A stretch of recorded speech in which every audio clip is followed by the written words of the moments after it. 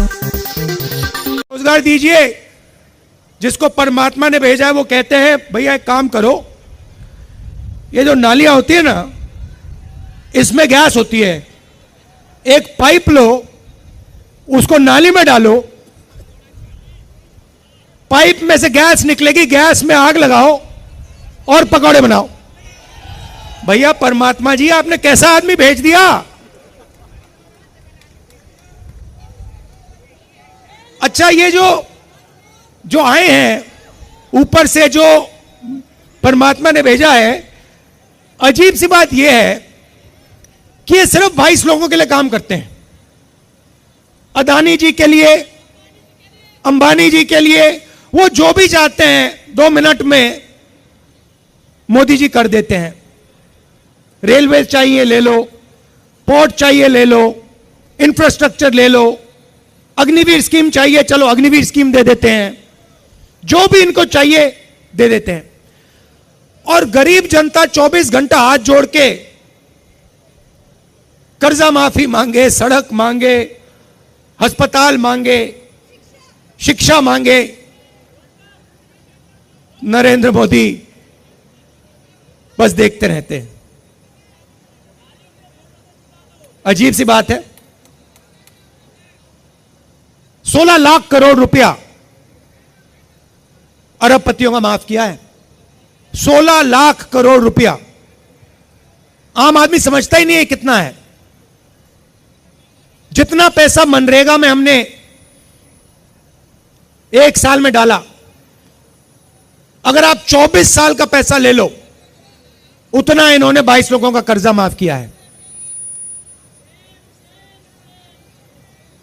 किसानों का 24 बार कर्जा माफ करो, हर किसान का कर्जा माफ कर दो, उतना पैसा इन्होंने 22 लोगों को दिया है।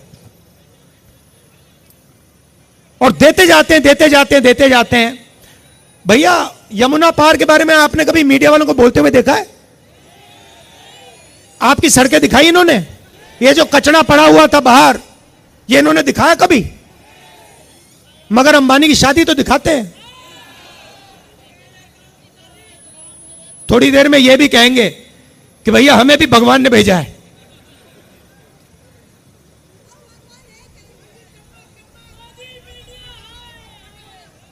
तो पहली बात कहता हूं आपको, ये जो अग्निवीर स्कीम है, इसको तो हम फाड़ फूड़ के डस्टबिन में फेंकने वाले हैं,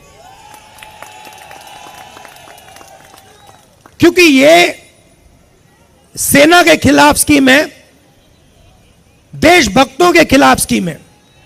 2 अलग अलग शहीद तैयार कर रहे हैं।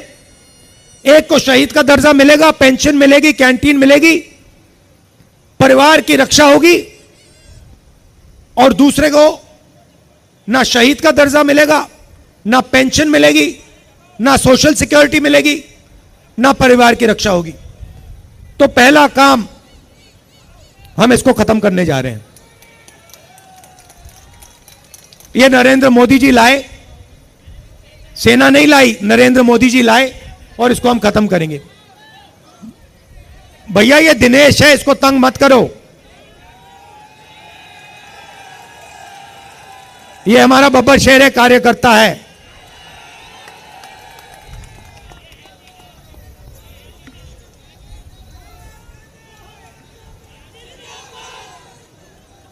युवा है, आपको मैं मैसेज देना चाहता हूं।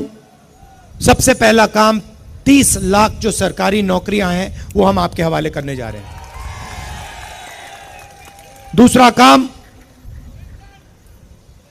आज हिंदुस्तान में, दिल्ली में, पता नहीं आपने मेरा वीडियो देखा नहीं देखा, मगर उसमें मैंने कहा कि अगर कोई ऊबर चलाता है, ओला चलाता है, ट्रक चलाता है, ड्राइवर है, ऑटो चलाता है, और गलती से अगर वो किसी को मार देता है तो उसकी 10 साल की सजा होती है।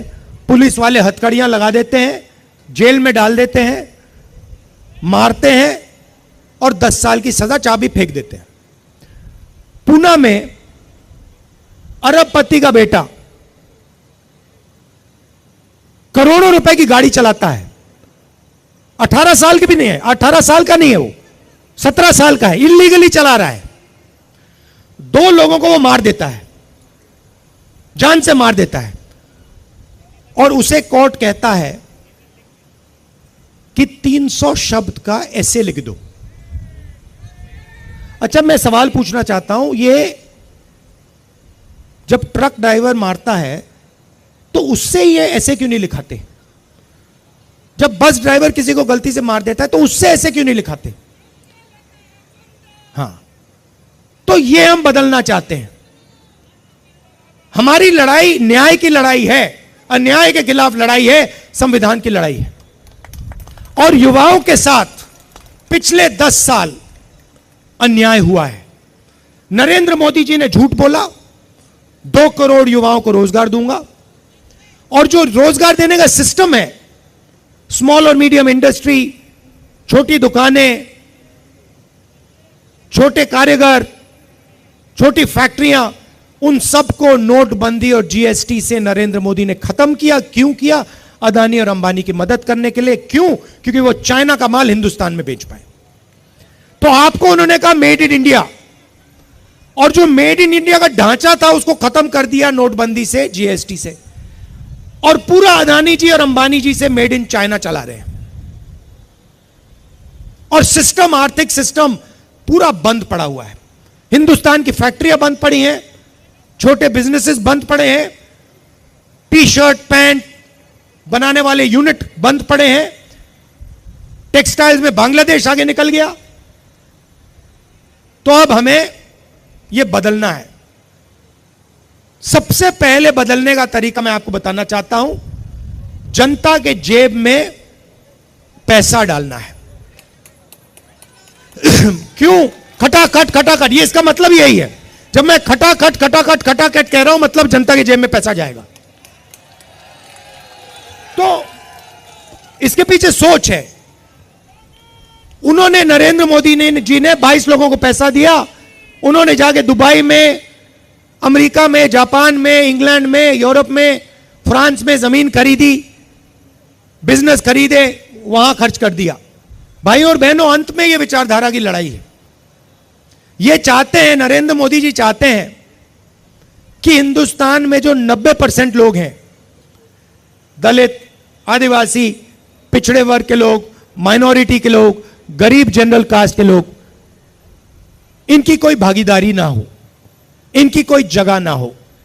ये चाहते हैं कि हिंदुस्तान को जैसे पहले राजा महाराजा चलाते थे, वैसे ही 21वीं सदी में 21वीं सदी के महाराजा, राजा महाराजा चलाएं। कांग्रेस पार्टी ने इसी के खिलाफ लड़ाई लड़ी थी।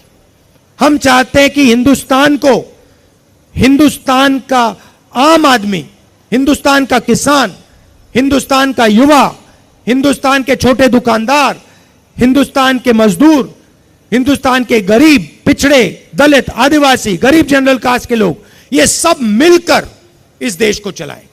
इसीलिए ये इस पे आक्रमण कर रहे हैं, क्योंकि ये जानते हैं कि जब तक ये है तब तक हिंदुस्तान के गरीब लोगों की आवाज है, और जिस दिन ये मिट गया उस दिन हिंदुस्तान के गरीब लोगों की आवाज बंद हो जाएगी, मिट